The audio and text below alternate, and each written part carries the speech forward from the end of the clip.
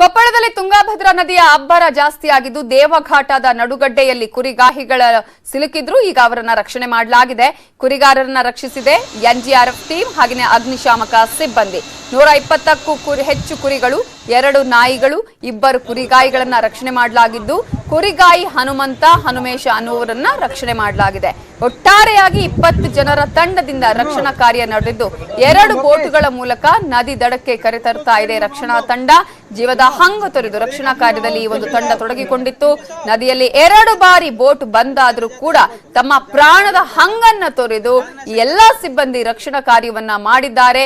ಈಗ 120ಕ್ಕೂ ಹೆಚ್ಚು ಕುರಿಗಳು, 2 ಕುರಿಗಾಹಿಗಳನ್ನ ರಕ್ಷಣೆ ಮಾಡಲಾಗಿದೆ.